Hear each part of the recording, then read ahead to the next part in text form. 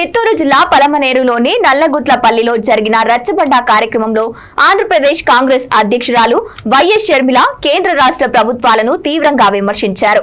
మహాత్మా గాంధీ ఉపాధి హామీ పథకాన్ని మోదీ ప్రభుత్వం నీరుగార్చే ప్రయత్నం చేస్తోందని, పని కల్పించే హక్కులను కూలీలకు, మహిళలకు లేకుండా చేస్తున్నారని ఆమె ఆరోపించారు. కాంట్రాక్టర్లు జేసీబీలతో పనులు చేయించి ఉపాధి కూలీలుగా లెక్క చూపి దోచుకుంటున్నారని విమర్శించారు. దివంగత నేత వైఎస్ రాజశేఖర్ రెడ్డి అమలు చేసిన ఆరోగ్యశ్రీ, రుణమాఫీ, ఫీజు రియంబర్స్మెంట్ వంటి పథకాలను ఆమె గుర్తు చేశారు. కూడా ఎత్తు తగ్గించి గ్రావిటీ బేస్డ్ ప్రాజెక్ట్ కాకుండా ఇప్పుడు లిఫ్ట్ ఇరిగేషన్ ప్రాజెక్ట్ గా దాన్ని తయారు చేస్తున్నాం.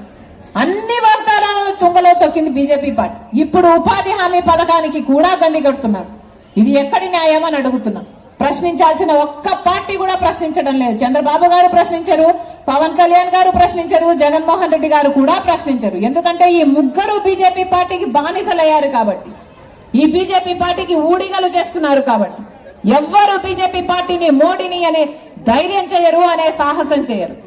ఇటీవల కాలంలోనే మొన్న అమెరికాకు సంబంధించిన ప్రభుత్వం అధికారులు చెప్తున్నారు, ఇక మీదట అమెరికాలో తయారు చేసిన వ్యవసాయ ఉత్పత్తి అంటే వాళ్ళ పండ్లు, కూరగాయలు, పాలు, చికెను, ఇలాంటివి, నూనె, ఇలాంటివన్నీ పెద్ద మొత్తంలో ఇండియాలో దిగుమతి చేస్తారట.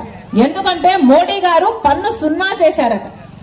దిగుమతి చేసుకోవడానికి మోడీ గారు పన్ను ఎత్తేశారు కాబట్టి పెద్ద ఎత్తున అమెరికాలో ఉత్పత్తి అయిన వ్యవసాయ పంటలైతేనేమి, లేక నూనె అయితేనేమి, పాలైతేనేమి, ఇలాంటి అన్ని ఇండియాకు వస్తే ఇక మన రైతు పండించిన దానికి విలువేముంటుంది? ఎన్ని రకాలుగా రైతుల్ని మోసం చేయాలనో అన్ని రకాలుగా బీజేపీ పార్టీ మోసం చేస్తుంది. ఎన్ని రకాలుగా కూలీలనైతేనేమి, పేదలనైతేనేమి, నిరుద్యోగులనైతేనేమి ఎన్ని రకాలుగా మోసం చేయాలో మన రాష్ట్రంలో అన్ని రకాలుగా మోసం జరుగుతూనే ఉంది. అయినా కూడా ఏ ఒక్క పార్టీ మాట్లాడటం లేదు. అందుకే ఈరోజు రాజశేఖర్ రెడ్డి బిడ్డ కాంగ్రెస్ పార్టీ తరఫున మన రాష్ట్ర ప్రజలకు అన్యాయం జరుగుతుంది కాబట్టే మీ ముందుకు వచ్చింది. మేమొక్కరం కొట్లాడితే సరిపోదు. ఉపాధి హామీ బ్రతకాలన్నా, లేక బిడ్డలకు ఉద్యోగాలు రావాలన్నా, లేక రాజధానికి నిధులు రావాలన్నా, పోలవరం కావాలన్నా, ప్రత్యేక హోదా కావాలన్నా, ఇది ఏవి కావాలన్నా కాంగ్రెస్ పార్టీ అధికారంలోకి వస్తేనే ఇది సాధ్యం అవుతుంది. ఎందుకంటే బీజేపీ పార్టీ గత 11 సంవత్సరాల అధికారంలో ఉంది, చూసాము, ఏమీ చేయలేదు. కాబట్టి చెప్తున్నాం, రాహుల్ గాంధీ ప్రధానమంత్రి అయితేనే ఇవన్నీ సాధ్యమైతే. కానీ ఇక్కడ ఒక్కదాన్ని నేను గొంతు చించుకొని అరుస్తే ఏమీ కాదు. మీ అందరిలో కూడా చైతన్యం రావాలి, మీ అందరూ కూడా కోరుకోవాలి, మీ అందరిలో కూడా మార్పు రావాలి. అప్పుడే మన రాష్ట్రం బాగుపడుతుంది. మరొక్కసారి ఇంతమంది మీ పనులు మానుకొని మా కోసం సమయం చేసుకొని వచ్చారు.